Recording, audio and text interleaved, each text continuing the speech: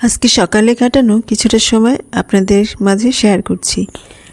প্রথমে নামাজ পড়ে তারপরে বিড়াল বাচ্চাগুলোকে খাইয়ে নিয়েছি। তারপরে খেয়ে দিয়ে একটু বাইরে বেরোলাম বাচ্চাগুলোকে নিয়ে। ওরা খুব মজা পাচ্ছিল এবং খরগোশের মতো লাফিয়ে লাফিয়ে আমার পিছে পিছে আসছিল।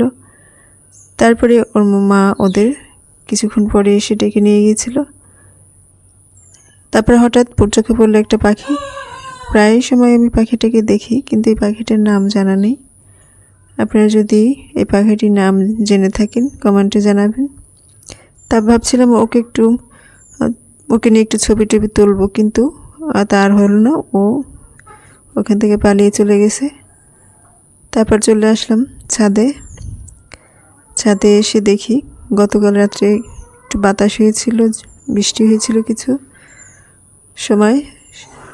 সে বাতাসে হয়তো একটা আম পড়ে আছে ছাদে। তখন আমটাকে কুড়িয়ে নিলাম।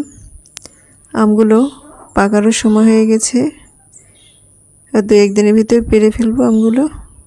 তারপর আমটাকে নিয়ে আসলাম। তারপর চলে আসলাম পুদিনা গাছের ওখানে। আমি এখানে তো অ্যাকোয়ারিয়ামে ভাঙা একটা অ্যাকোয়ারিয়ামে আমি এখানে ড্রাগন গাছ লেগেছি এবং সাথে পুদিনা গাছও ছিল। বৃষ্টিতে পুদিনা গাছগুলো আরও তরতাজা হয়ে গেছে। ওইখান থেকে কয়েকটা পুদিনা পাতা ছিঁড়ে নিয়ে আসলাম।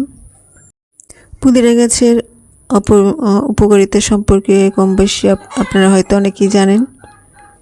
যাকে বেশ কয়েকটা পুদিনা পাতা ছিঁড়ে নিয়ে আসলাম। তারপরে চলে আসলাম নিচে এবং আস্তে আস্তে আমটাকে ঝুলিয়ে ঝুলিয়ে নিয়ে আসলাম। আমটা ডালের সাথে বেশ ভালোই দেখাচ্ছিল, তাই ওটাকে ঝুলাতে ঝুলাতে বাসায় নিয়ে আসলাম। তারপর চলে আসলাম লেবু গাছের ওখানে। বৃষ্টি পানিতে লেবুগুলো একটু তরতাজা হয়ে উঠেছে। ওখান থেকে বেছে বড় সাইজের একটা লেবু নিয়ে আসলাম। তারপরে বাসায় চলে আসলাম। বাসায় এসে পুদিনা পাতাগুলো ভালো করে ধুয়ে নিয়ে কাঠের হামানদিস্তায় একটু ছেঁচে নিলাম। ছেঁচে তারপরে একটা পাত্রে 2 চামচ পরিমাণে সেই পুদিনা পাতার রস নিলাম। সাথে নিলাম সেই লেবুটার অর্ধেকটা রস।